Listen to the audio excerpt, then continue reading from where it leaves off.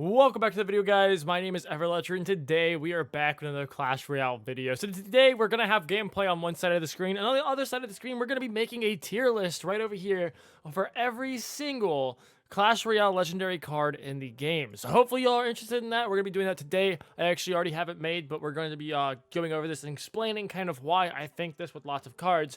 So hopefully you enjoy this, but let's go. I haven't seen anybody do it. Someone's probably already made a video like this, but this one was made by me and my brother. We talked about this. So we're just going to start over here with the princess. Number one, we have 5 different tiers. We have gas, almost gas, kind of but not too trash, and then we have broken. Now, the reason why I put kind of but not too trash is because I don't want to be trash talking some of y'all's favorite cards. But let's just go ahead and start off right over here with the princess. The princess is obviously going to be gas. The princess is one of the, in my opinion, one of the best legendary cards in the game. It's one of the first one. I think it is the first one. It's one of the first ones to be introduced into the game, and it is one of my favorite legendaries to use. It's one of my go-tos in terms of legendary cards. It's not my favorite legendary, though, but I definitely think it's gas. I think most people will agree that this is one of the top legendary cards in the game. So the next one we have on this list is going to be the Inferno Dragon right over here. We actually have this thing selected right now. This thing is going to be just because it's great defensively, but overall as a card, we're judging overall the entire defense, offense, the entirety of it.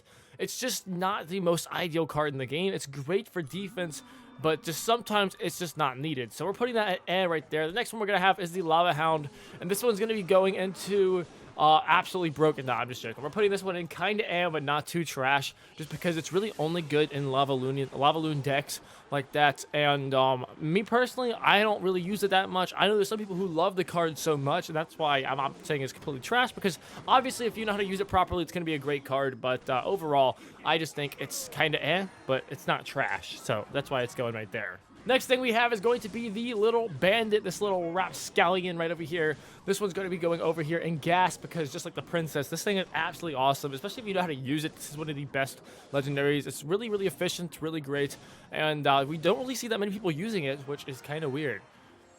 That's all we have for the bandit right there. Next one we have is going to be the Electro Wizard, the good old Zappy boy over here. We're putting him also in gas because, you know, this is one of the, honestly, it's one of the best cards because, you know, it shuts down Sparkies. It's just great defensively, and, you know, if it gets in the tower, it's going to completely shred a tower. Oh, it shreds. We're just putting it out. It shreds. I know you could say the same thing about the Inferno Dragon, but, like, it shuts down Inferno Towers, Inferno Dragons, not Zappy, Sparkies.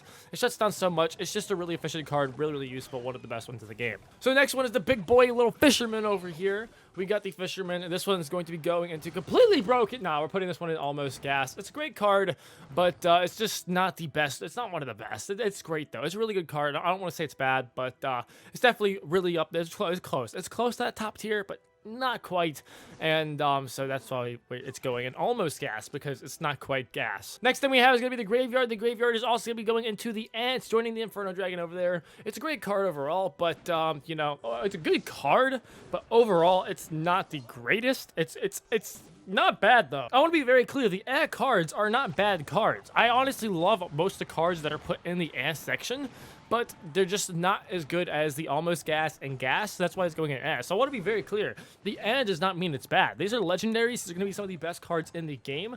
If we did them, if we did a tier list for every single card in the game, which if you guys want to see that, I can try working on that. It's going to be a long video, though. But if we did one with every single card in the game, all of these would probably be way at the top compared to the other cards. Next thing we have is the next wizard right over here, the ice wizard. That's also going up there in the gas section, because this thing is absolutely awesome. Not going to say much about it because the two legendary wizards are absolutely insane.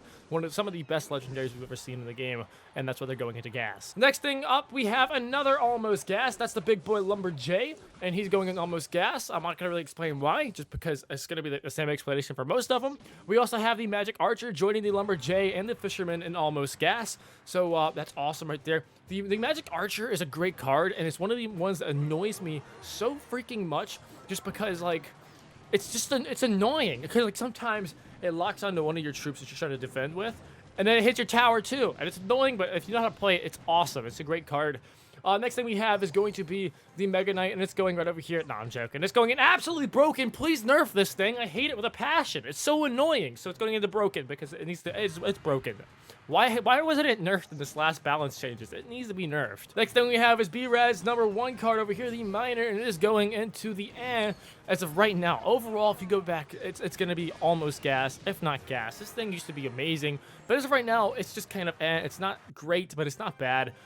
In terms of legendary cards, so it's going into the section. Next one is one of my favorites right over here. We have the Mother Witch. I've been using it so much recently. Very fun card. We're putting that in almost gas just because it's not super good.